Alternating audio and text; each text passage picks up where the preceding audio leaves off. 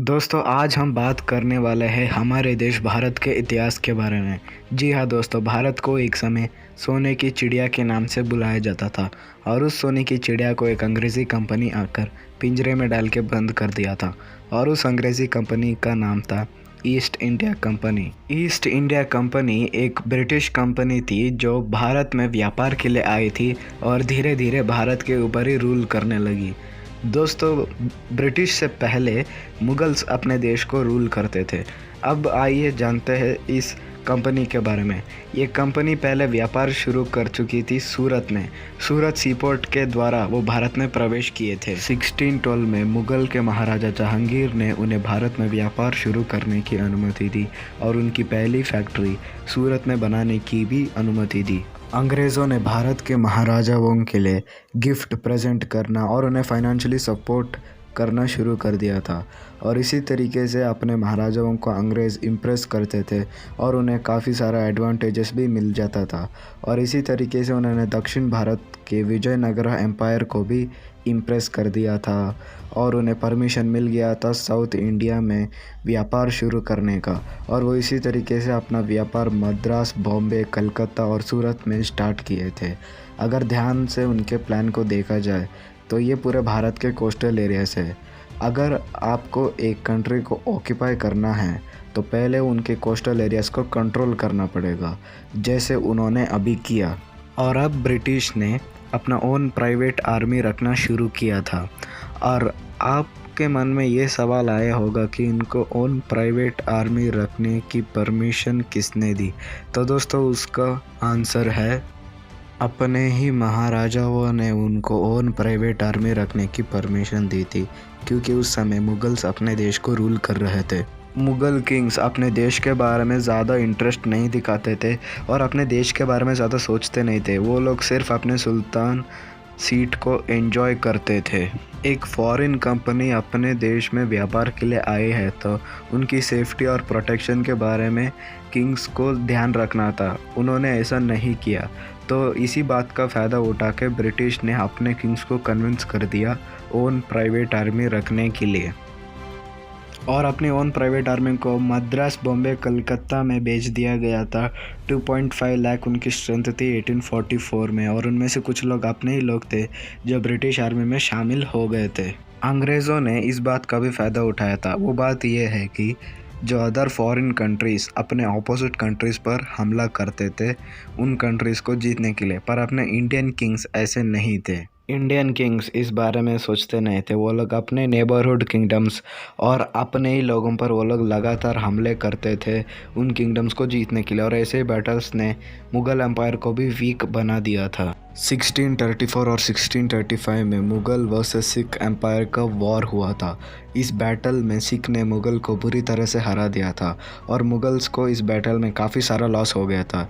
जब वो लोग उस लॉस को रिकवर कर रहे थे तभी मराठा एम्पायर ने उनके ऊपर हमला बोल दिया था। 1665 से लेकर 1670 तक मुग़ल और मराठा के बीच में काफ़ी सारे वॉर्स हुए।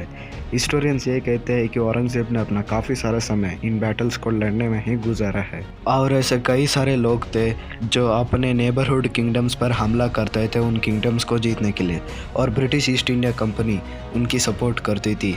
और दोस्तों वो लोग सपोर्ट इसलिए करते थे ताकि वो लोग उसका एडवांटेज उठा सके। अगर अपने इंडियन किंग्स एक दूसरे से लड़ते रहे तो ब्रिटिश ईस्ट इंडिया कंपनी को ये एडवांटेज लगता था और उस बैटल में उनको काफ़ी सारा मैन पावर और मनी का लॉस होता था जो ब्रिटिश ईस्ट इंडिया कंपनी को एडवांटेज लगती थी। और 1750 के बाद ब्रिटिश ईस्ट इंडिया कंपनी ने अपने इंडियन किंग्स के ऊपर ही बैटल लड़ना शुरू कर दिया। 1764 में बैटल ऑफ बुक्सर और 1757 में बैटल ऑफ प्लासी। जी हाँ दोस्तों, बैटल ऑफ प्लासी सिराजुद्दौला और ब्रिटिश के बीच में लड़ा गया था। नवाब सिराजुद्दौला अपने आर्मी के साथ रेडी हो गए थे बैटल को लड़ने के लिए, पर उनके ओन कंपेनियन मिर्जाफर ने उन्हें धोखा दिया। मिर्जाफर सिराजुद्दौला के जनरल थे जो अंग्रेज़ों के साथ मिलकर सिराजुद्दौला को धोखा दिया। मिर्जाफर ने ये कह दिया था कि आर्मी को पीछे चले जाने के लिए और वापस चला जाने के लिए कह दिया था और सिराजुद्दौला ने उनकी बात मानकर बहुत बड़ी गलती कर दी। जब आर्मी जा रहे थे तब ब्रिटिश आर्मी ने सडन अटैक किया और उस सडन अटैक से सिराजुद्दौला की आर्मी को बहुत बड़ा झटका लगा और वो बैटल तो लड़ते थे और वो बुरी तरह से घायल हो चुके थे और इससे सिराजुद्दौला को कंफर्म हो गया था कि वो बैटल हार जाएंगे और वो उधर से भाग निकले। पर मिर्ज़ाफ़र की वजह से सिराजुद्दौला को पकड़ लिया गया था। मिर्ज़ाफ़र ने ये पूरा नवाब के किंग बनने के लिए किया था और इसी तरीके से आप देख सकते हैं ब्रिटिश के रूलिंग और डिवाइडिंग स्ट्रेटजी को। ब्रिटिश ने बिहार, बंगाल, ओडिशा में रूल करना शुरू कर दिया था और अब उनका मकसद था दक्षिण भारत में।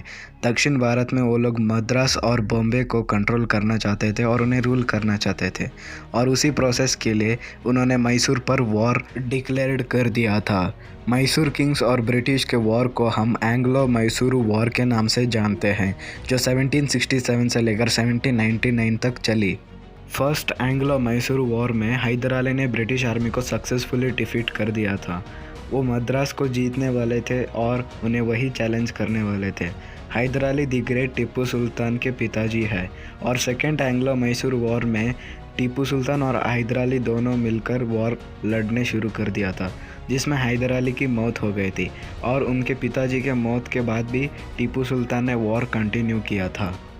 हैदर अली के बिना ही टीपू सुल्तान ने अंग्रेज़ों को बुरी तरह हराया और अब बारी थी थर्ड एंग्लो मैसूर वॉर की।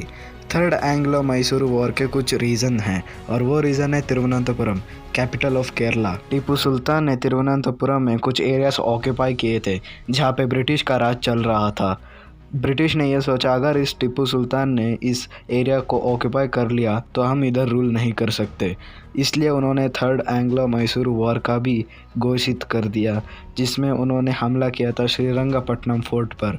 और इस वॉर में टीपू सुल्तान का काफ़ी सारा मैन पावर लॉस हो गया था क्योंकि ब्रिटिश एक स्ट्रॉन्ग आर्मी के साथ आई थी और अब टीपू सुल्तान को हेल्प चाहिए था। टीपू सुल्तान ने द ग्रेट किंग नेपोलियन से हेल्प मांगी और दोस्तों नेपोलियन ने इसको एग्री भी कर लिया था और टीपू सुल्तान को लेटर भेजा, मैं तुम्हारी हेल्प करूंगा। और दोस्तों ब्रिटिश ऐसा नहीं चाहते थे कि नेपोलियन टीपू सुल्तान की हेल्प करे, क्योंकि नेपोलियन अपने साथ एक स्ट्रॉन्ग आर्मी को लेकर आ रहा था जो पूरे ब्रिटिश के ऊपर भारी पड़ने वाली थी और कैसे भी करके ब्रिटिश इस आइडिया को तोड़ना चाहती थी और उन्होंने इस आइडिया को सक्सेसफुली तोड़ दिया था।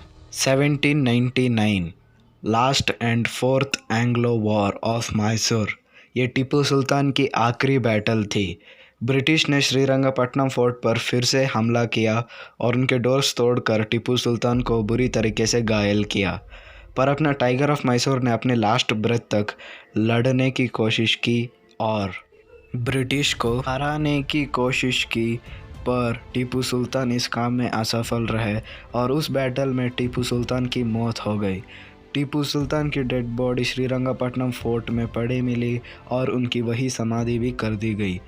और दोस्तों अब ब्रिटिश को मराठाओं को हराना था, क्योंकि मराठाई एक ऐसी एम्पायर थी जो ब्रिटिश पावर को चैलेंज कर सकती थी और वो लास्ट एम्पायर थी जो ब्रिटिश पावर को हरा सकती थी। इसलिए उन्होंने एंग्लो मराठा वॉर चालू कर दिया और ये ब्रिटिश के लिए बहुत इम्पोर्टेंट वॉर था।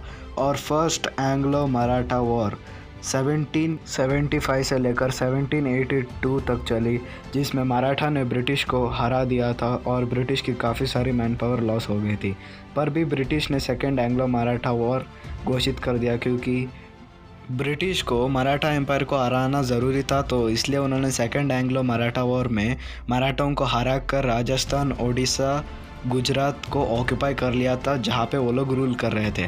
और अब बारी थी थर्ड एंग्लो मराठा वॉर की। थर्ड एंग्लो मराठा वॉर में ब्रिटिश ने मराठाओं को बुरी तरह हरा दिया था और मराठा एम्पायर का इधर दी एंड हो गया था और इधर से ब्रिटिश ईस्ट इंडिया कंपनी ने अपने कंट्री को रूल करना शुरू कर दिया था। और दोस्तों ऐसा कोई भी कंट्री नहीं था जो ब्रिटिश ईस्ट इंडिया कंपनी को चैलेंज कर सके। और दोस्तों इस वीडियो में आपने देखा कैसे ब्रिटिश ईस्ट इंडिया कंपनी अपने कंट्री को ऑक्यूपाई किया और अब कैसे रूल कर रही है। तो दोस्तों ये थी इंडियन हिस्ट्री का चैप्टर 1 और चैप्टर 2 में आप देखेंगे आगे क्या होता है। तो दोस्तों इधर हमारी वीडियो होती है समाप्त। आपको वीडियो पसंद आए तो लाइक कीजिए, शेयर कीजिए और नीचे कमेंट कीजिए, और आपका एक लाइक हमें एनर्जी देती है अगले वीडियो को जल्दी से बनाने के लिए। और दोस्तों मेरे चैनल को सब्सक्राइब कीजिए और बेल आइकन को क्लिक कीजिए।